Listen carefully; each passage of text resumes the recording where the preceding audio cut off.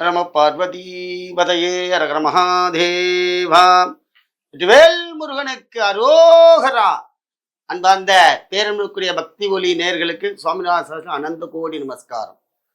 எல்லாமல்ல முருகப்பெருமானுடைய அனுகிரகத்தினால வேலுண்டு வினையில்லை மயிலுண்டு பயமில்லை என்பதற்கு இணங்க வருகிற 6/2/2025 எம்பெருமான் முருகப்பெருமானுடைய தை கிருத்திகை வைபவம். இந்த கிருத்திகையில ஆடி கிருத்திகை தை கிருத்திகை ரொம்ப விசேஷம் என்று சொல்கிறோம். எதனால மற்ற கிருத்திகளுக்கு இல்லாத ஒரு மிக சிறப்பு அதுல இருக்கிறது.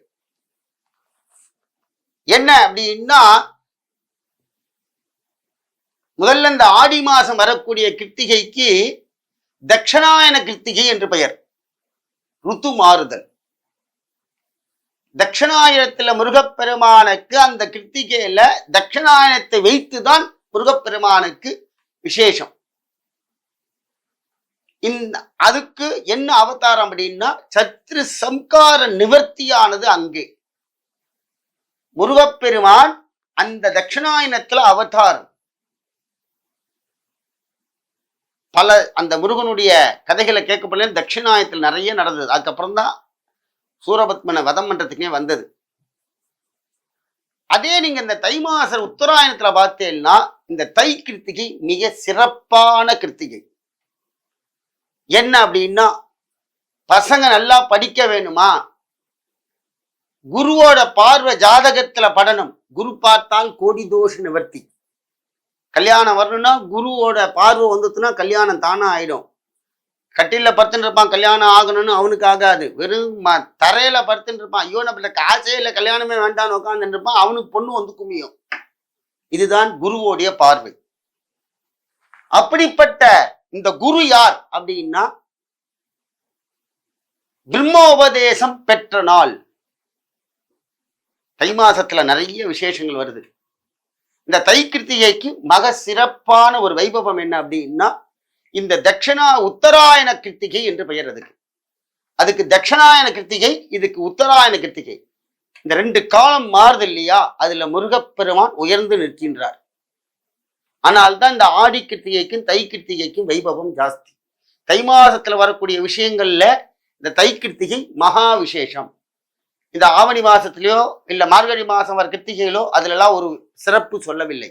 ஆனால் இந்த தட்சிணாயன உத்தராயணத்திற்காக இந்த கிருத்திகை சிறப்பாக இருக்கிறது. என்ன அப்படின்னா, முருகனே சிவன், சிவனே முருகன்.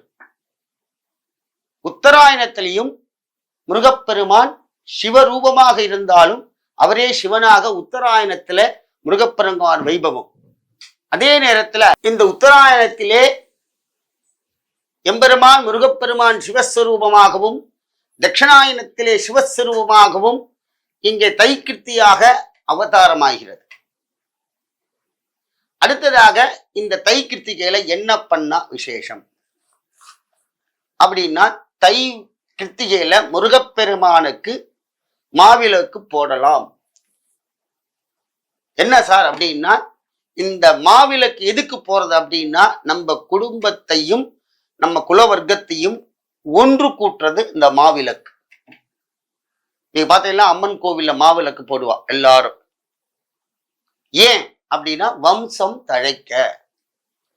சில பேருக்கு உடம்பு சரியாம இருக்கும், மார்ல வலிச்சிருப்பா இல்ல எதுல வச்சிருப்பா, மாவிளக்கு எடுத்துக்கொண்டு மார்ல வைப்பா, வயிற்றுல வைப்பா.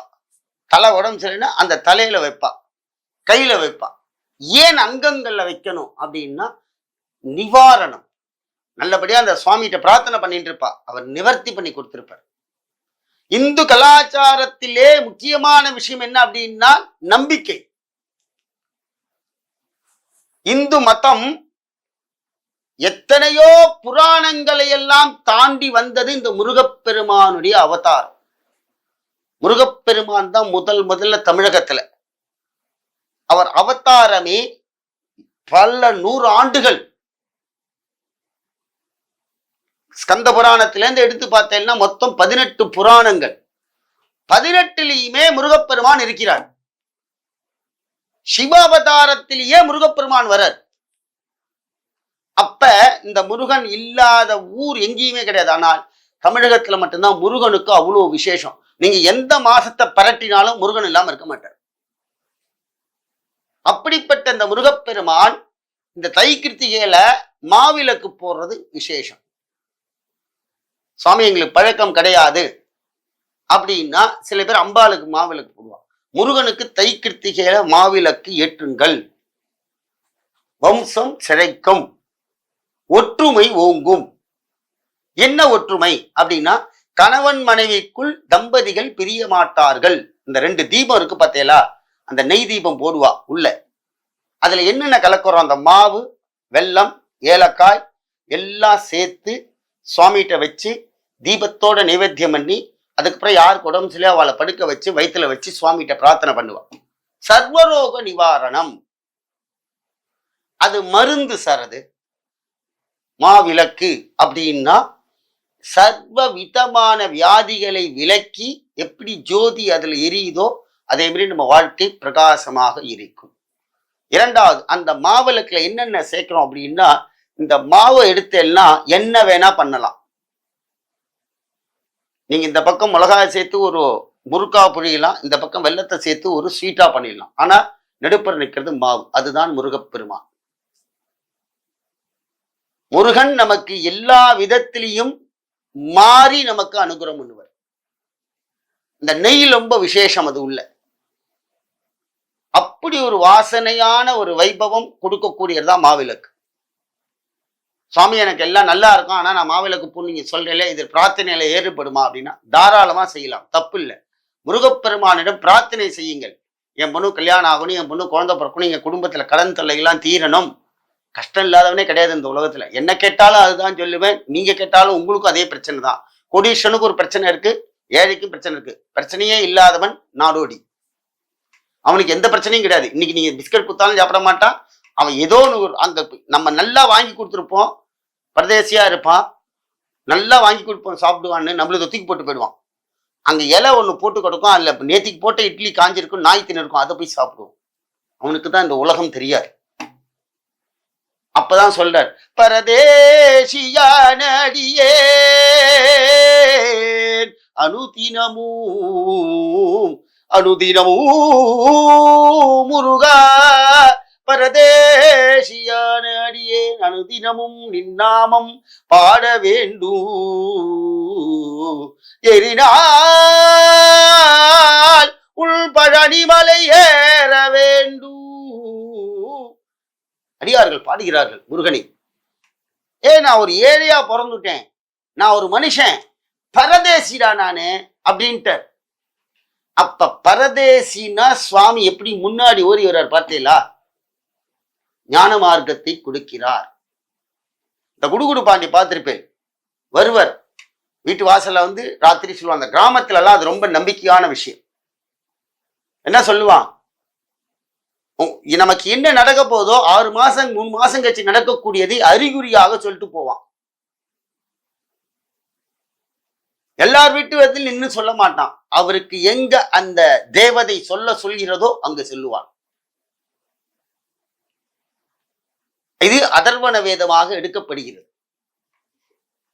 அப்படிப்பட்ட அந்த முருகப்பெருமான தை கிருத்திகையில விசேஷமா மாவிளக்கு போடுங்கள். அடுத்ததாக சுவாமி என்ன பண்றது அப்படின்னா, அபிஷேகங்களை வாங்கி கொடுங்கள் முருகப்பெருமானுக்கு. அபிஷேகம் ஒத்துக்குங்க. தை கிருத்திகை தாராளமா கோவில் நிறைய பால்லாம் வாங்கி கொடுங்க, சுவாமிக்கு அபிஷேகம் பண்ணுங்க, விசேஷமாக நடக்கும். அடுத்ததாக இந்த தை கிருத்திகையில ஒரு பெரிய பிரார்த்தனையை நிறைவேற்றி கொள்ளலாம். சுவாமி என் காட்டுல கஷ்டங்கள் இல்லை, என் பொண்ணு கல்யாணம் ஆகல, செவ்வாதோஷ நிவர்த்தி பண்ணணும், வீடு கட்டணும், என்ன உங்க மனசுல இருக்கிற பிரார்த்தனையோ முருகப்பெருமானுக்கு கோவில்ல டெய்லி 48 நாள் பால் அபிஷேகத்துக்கு கொடுங்கள். கொடுங்க டெய்லி. இந்த கிராமத்து கோயிலாம் ஈஸியா பண்ணிடுவா. நீங்க சிட்டியில இருக்க கோயிலாம் கஷ்டம், நீங்க மொத்தமா பணம் கட்ட சொல்லிடுவா. அது எப்போ வேணா நடக்கலாம், ஆனா சுவாமிக்கு அபிஷேகம் நடக்கும். கிராமத்து கோயில நம்மளே போய் பார்க்கலாம், நம்ம போய் பால் வாங்கி வந்தாதான் அவர் அபிஷேகம் பண்ணதுக்கு வருவார். அதனால நம்ம செய்யக்கூடிய கோவில்ல போய் முருகப்பெருமானுக்கு டெய்லி அபிஷேகத்துல பால் சேர்த்து அபிஷேகம் பண்ண சொல்லுவோம், சங்கல்பம் பண்ணுவா. நீங்களே போய் நின்று அந்த அபிஷேகம் பார்க்கறீங்கன்னா பிரார்த்தனை பண்ணிக்கிங்க. உங்களுக்கு எதுக்காக நீங்க அந்த அபிஷேகத்தை கொடுக்குறீங்களோ அதை பிரார்த்தனை பண்ணி முருகப்பெருமானை 7 முறையோ இல்ல 6 முறையோ வலம் வாருங்கள். வந்தேன்னா ரொம்ப விசேஷமான அனுகிரகத்தை முருகன் பண்ணுவார். இது 48 நாள்ங்கிறது விரதம் இருக்கிற மாதிரி தான். ஆனா அபிஷேகங்கிறது குளிர வைக்கிறது. உங்க ஆத்துக்கு ஒருத்தர் உள்ள வந்தேன்னா முதல்ல என்ன கேட்கிறேன்? தீர்த்தம் வேணுமான்னு தான் கேட்கிறேன். வேற ஏதாவது கேட்கிறீங்களா? எங்க ஆத்துல அல்வா பண்ணியிருக்கா, ஜாங்கிரி பண்ணியிருக்கா, இந்தாங்க சாப்பிடுங்கன்னு வந்த உடனே கூப்பிட்டோமா கொடுக்குறோமா? இல்லையே. முதல்ல வந்தோடனே என்ன? தீர்த்தம் சாப்பிட்றீங்களா? ஏன்? நாக்கு பீஷ்மாச்சாரியாருக்கு சொன்னார் பார்த்தீங்களா, நாவும் நின்னு போச்சு, கையும் நின்னு போச்சு, மூச்சு மட்டும்தான் நின்னுத்து, ஆனா பாபம் வந்துட்டே. அதே போல இங்கே முருகப்பெருமானை குளிர வையுங்கள். குளிர்ச்சியா நமக்கு நல்ல ஒரு நிரந்தரமான ஒரு வாழ்வை அளிப்பார். ஆனால் இந்த தை கிருத்திகையில முருகப்பெருமானுக்கு விசேஷமான அபிஷேகங்களை கலந்து கொண்டு எம்பெருமானுக்கு விளக்கு போடுங்கள். அடுத்ததாக இந்த தை அமாவாசை தை கிருத்திகையில என்ன பண்றது அப்படின்னா, உப்பும் மிளகும் வாங்கி போடுங்கள். உப்பு மிளகு முருகப்பெருமானுக்கு தை கிருத்திகையில சன்னதியில வாங்கி போடுங்க. ஏன் அந்த தை கிருத்திகை அவ்வளவு விசேஷம்னா, உத்தராயணம் சூரிய பகவானுடைய காந்த சக்திகள் அதிகமாகும். போக போக போக போக பார்த்தீங்கன்னா உங்களுக்கு மழை வராது. சூரியனுடைய உயர்வுகள் மேல போயிட்டே இருக்கும். உத்தராயணம் நேர போக போக போக உச்சத்துக்கு போவர். அக்னி நட்சத்திரம் ஓடும். அப்ப இந்த உத்தராயணத்துடைய விஷயம் என்ன அப்படின்னா, மேலோங்கி செல்லுதல். சார், ஒரு மூட்டை தூக்கினா லைட்டா இருக்கும், 4 மூட்டை மேல வச்சேன்னா வெயிட்டா தானே இருக்கும். பார்த்தீங்கன்னா நீங்க நிறைய அந்த உழைக்கிறவங்க எல்லாம் பார்த்தீங்கன்னா வேர்வை சிந்த சிந்த சிந்த சிந்த சிந்த மூட்டையை தூக்கின்னு ஓடிண்டே இருப்பா. நம்மளால ஒரு மூட்டை தூக்க முடியாது. ஒரு சின்ன பை 1/4 கிலோ வாங்கி வந்தா வேர்த்து கொட்ட ஆரம்பிச்சு. அதே மாதிரிதான் இந்த உத்தராயணம். சுவாமி மேல போக போக போக உஷ்ணம் அதிகமாக அதிகமாக இந்த பூலோகத்துல வேர்த்து கொட்ட ஆரம்பிச்சு. வேர்வை சிந்த சிந்த சிந்த சுவாமி மேல போறார். அதனால என்ன சொல்றாரு அப்படின்னா, நீ மேல வரணும்னா வேர்த்து வேர்த்து மேல வரணும். உன்னுடைய சரீரத்திலே உன்னுடைய வேர்வை சிந்தனும். அது என்னது? உப்பு ஜலம். எதுக்காக இப்போ உப்பு வாங்கி போறோம் பாக்குறீங்களா? சரீரத்துல அந்த ஜலம் வேர்த்து கொட்டிச்சுன்னா உடம்புல இருக்க சக்திகள்லாம் வெளியில போயிடும். டாக்டர் சொல்லுவார், ஜலம் குடிக்கணும் முதல்ல. உடம்புக்கு ஆகாரம் அதுதான் முதல் ஆகாரம். அதனால இந்த உப்பையும் மிளகையும் வாங்கி போட்டா சரீரத்துல இருக்கிற ரோக நிவாரணங்கள்லாம் மாறி சுவாமி நமக்கு ஒரு ஸ்ட்ரென்த்தை கொடுப்பார் உழைக்க. அதனால்தான் இந்த உத்தராயணம். நீங்க இன்னும் நினைச்சுன்னு ஒண்ணும் அந்த காஞ்சிபுரத்தை காலாட்டினா போய் சாப்பாடு போடுவான்னு சொன்னானா, ஒருத்தன் போய் நின்று காலாட்டினான் கோயில் வாசல் உட்காந்துட்டு. காஞ்சிபுரத்துக்கு போனா காலாட்டினா சாப்பாடு போடுவான். கடைசியில அது இல்ல, அங்க கைத்தறிகள் காலால நெஞ்சினால் உழைத்தால் உணவு உண்டுன்னு சொன்னான். அந்த கதை தான் இங்க. சுவாமி உத்தராயணத்துல மேலே போக போக நமக்கு வாழ்க்கையை முன்னேற்றி கொடுக்கிறார். அதனால இந்த உத்தராயணத்துல முருகப்பெருமான் கிருத்திகையிலே வழிபடுங்கள். உப்பும் மிளகும் வாங்கி போடுங்கள். அடுத்ததாக இந்த உத்தராயணத்திலே முருகப்பெருமானுடைய தை கிருத்திகை ரொம்ப விசேஷம் என்ன அப்படின்னா, இந்த தை கிருத்திகையில அன்னதான வைபவம் மிக சிறப்பு. இந்த தைப்பூசத்தை ஒட்டி தான் தை கிருத்திகை. முருகப்பெருமான் பரமப்பொருளுக்காக உபதேசத்துக்கு முன்னாடியே பரமேஸ்வரன் அவருக்கு கொடுத்த அனுகிரகம். அந்த முருகப்பெருமானுக்கு அன்னதான வைபவத்தில் கலந்து கொள்ளுங்கள். முருகனே வருவான், கண்கண்ட கலியுக தெய்வம். அதனால ஆன்மீக அன்பர்களே, வருகிற தை கிருத்திகையில எல்லாரும் முருகப்பெருமானுக்கு விசேஷமான அபிஷேக ஆராதனைகள் கலந்து கொண்டு முருகப்பெருமானுக்கு உப்பு வாங்கி மிளகு வாங்கி போடுங்கள், தீபம் ஏற்றுங்கள். அதே நேரத்துல மாவிளக்கு போடக்கூடியவர்கள் மாவிளக்கு போட்டு முருகப்பெருமான் ஆராதனை அந்த மாவிளக்குல மக்களுக்கு விநியோகம் பண்ணுங்கள். எல்லாரும் ஆத்துக்கு திரும்பி விடுவா. திருப்பி இது முருகப்பெருமானுக்கு போட்டது. உங்களுடைய குறைகளை முருகப்பெருமான் அவன் ஆலயத்திலே ஒரு ரூபத்துல உட்கார்ந்து நம்மள்ட்ட இருந்து வாங்கிப்பான். அதனால தீபம் எடுத்து தீபத்தை தூக்கி தீப விளக்குல வச்சுட்டு மாவை பிசைஞ்சு மக்களுக்கு கொடுங்கள். சர்வரோக நிவாரணம், கோடீஷ் நாயுடுவேல். எந்த பிரச்சனையும் உங்களை தீண்டவே தீண்டாது. வியாதிகள் வராது. உங்களுக்கு ஒரு மதிப்பு கிடைக்கும். மதிப்பும் மரியாதை எல்லாம் உயரும். முருகப்பெருமானுடைய தை கிருத்திகை அவ்வளோ விசேஷம்.